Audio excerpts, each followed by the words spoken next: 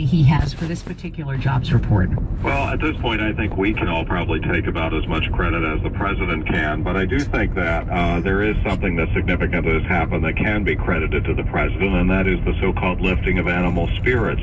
Business sentiment and consumer sentiment are quite high right now, and that has been one of the impacts of the election. We also know that there's a sharply divided populace out there. Their president has plenty of detractors, given where the approval ratings are.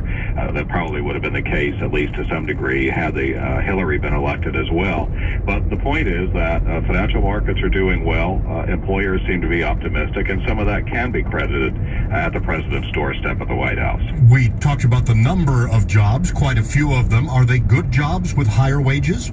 This was a nice cross-section of jobs, and what I'm saying really is that the economy delivered the goods in February because it was the goods-producing sector, construction, manufacturing, and mining, which includes oil drilling, that made for a big part of the difference, nearly 100,000 jobs there. I cannot remember the last time that we had all three delivering, but we had business and professional services, healthcare, some of the usual suspects. Retail seems to really be going through some troubled times here, and we saw a big decline there in that sector. Amazon's doing great, but brick and mortar is not. What about wages? How much are these jobs paying? Well, we're seeing a rebound there. Obviously, it depends on which sector one is working. We know that, for example, leisure and hospitality, where retail is employing people, those are not necessarily great paying jobs. But at the other end of the spectrum, you can have some good-paying jobs in healthcare and business and professional services, and those jobs are moving along. So average hourly earnings up 2.8% over the past year. That's a nice rebound from a disappointing number in January. And the Federal Reserve regards that as contributing to, let's say, a level of inflation that it finds more to its liking. Were you reading anything in the report that made you kind of cringe or wince a little bit, made you worry?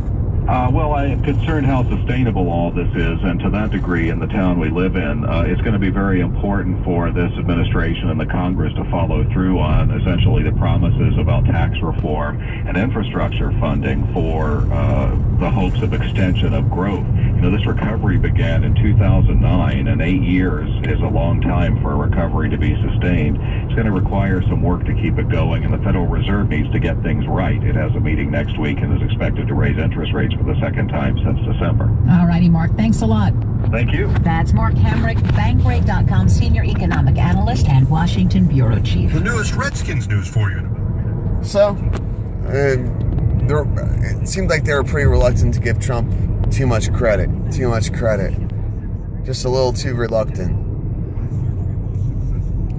And I'm not freaking kissing Trump's ass. I'm not saying he's anything special or whatnot, but he's already cut $12 billion off the national deficit.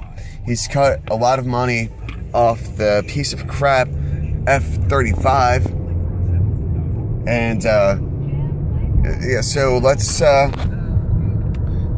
really take things into consideration. I mean, at least the jobs report is looking pretty good. They're finally reported. That's why I like WTOP 107.7 FM here in Northern Virginia, because they're fairly unbiased. They have their biased acres and news people and whatnot, but it's for the most part it's fairly right down the middle.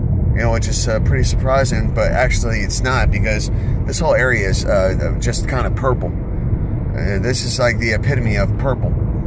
We get people from all over the world, or over the country. Well, yeah, over the world that come here.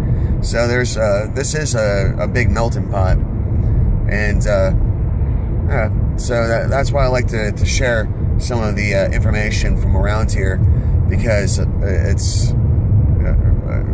I don't know. I don't think that too many people actually get, the DC point of view.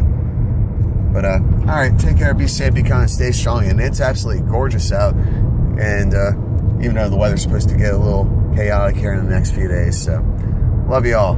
Be safe.